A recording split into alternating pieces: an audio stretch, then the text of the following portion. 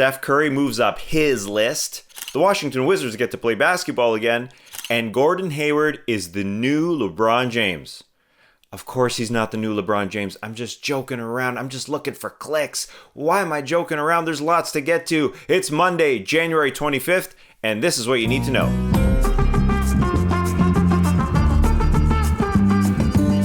Throughout the NBA world, it is acknowledged, it is understood. Steph Curry is the best shooter of all time. So now as he nears 33 years of age, it's weird that Steph Curry is aging, he's approaching a career-long record that should be his. Because as of Saturday, only Ray Allen has hit more threes than Steph Curry. With his fourth triple versus the Jazz on Saturday night, he passed Reggie Miller for second all time. And he paid homage to one of his favorite players, throwing up the 3-1. Reggie Miller's 31 with his fingers as he hit that shot. It was a beautiful shot off of player movement, so it was very fitting that was the one that passed Reggie Miller. Even though I wasn't a three-point shooter, I paid homage to Reggie in high school too. Still do, in fact. And it was pretty neat that Reggie joined Steph's Zoom press conference after the game with his son Riker to congratulate Stephen Curry. At 2,562 threes, Curry should pass Ray Allen's 2,973 next season when he's 33 or 34. So plenty of years to pad his lead once he gets there. And I love this Kirk Goldsberry chart. This is why Steph is the best. Of all the guys who have hit at least 1,000 threes, Curry has been the most efficient. Second most all time, first in efficiency. At some point it'll be first most all time, first in efficiency. An incredible career for Stephen Curry. Moving on to Sunday's action. Charlotte, Orlando. Gordon Hayward hit the game winner with 0.7 seconds left versus the Magic. It was a layup after he drove by Evan Fournier and got right to the rim as help was very late. And that's why Magic coach Steve Clifford was pissed. He was extremely angry with the way Orlando played defense. This was Gordon Hayward's fourth 30-point game of the season. He had 39. LeBron only has one 30-point game this season. You see why Gordon Hayward is the new LeBron James? Charlotte, one of those teams in that Eastern Conference playoff bubble glut. It's going to be a long season to see who makes the postseason. Toronto, Indiana. It was a battle of two men who sat beside each other on the Raptors bench the last two seasons. Toronto head coach Nick Nurse and his protege, Pacers head coach Nate Bjorkgren.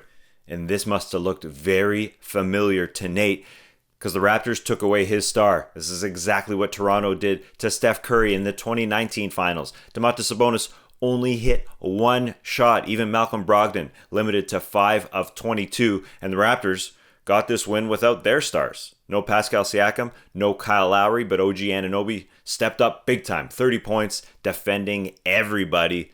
That 4-year, $72 million extension looking cheap. Stanley Johnson, a huge block at the end of the game. Norman Powell stepped into the starting lineup and played well. Aaron Baines was solid in this game. Probably his best game of the year. He's started 13 games this season, but hasn't shot a free throw. Wild. Rematch on Monday between these two teams should be fun. The Los Angeles Clippers are quietly staying hot. They have won 7 in a row, sweeping a 2-game set with OKC this weekend.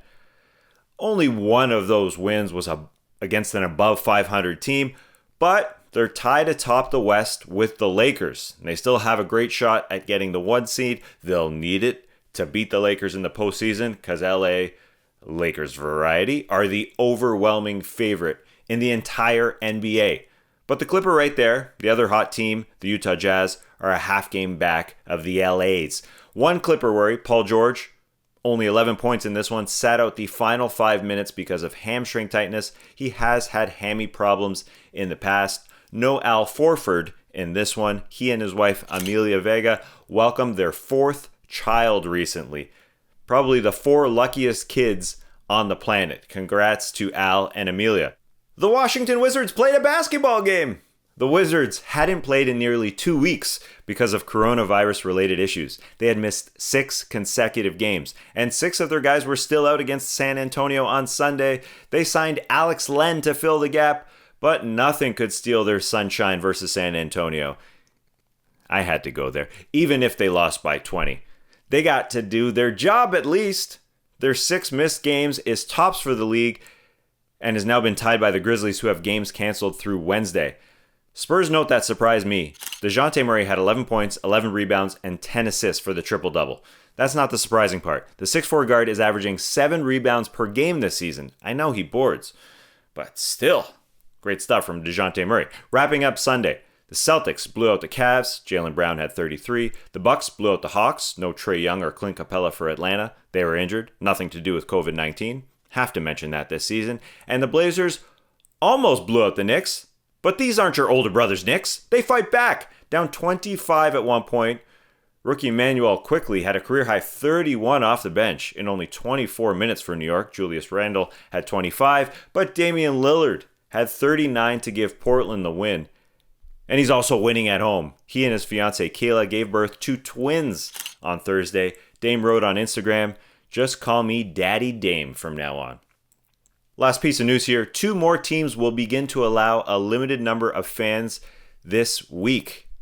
Hawks and the Heat bring it up to 9 arenas permitting fans. But Miami's entry protocol, it's one of a kind. Get this. To get into a Miami Heat game, fans must get past corona-sniffing dogs. Trained dogs are 94% effective in detecting coronavirus, according to a study. Just another reason dogs are better than cats. You don't need a study for that. All right, I'm done. I'll be back Tuesday. Check out Monday's No Dunks episode, where we will go through the winners and losers of the NBA weekend. And oh yeah, Patrick Mahomes, Tom Brady in the Super Bowl. And Tampa Brady gets to play at Mahomes in Tampa. Unreal, man. I'll see you tomorrow.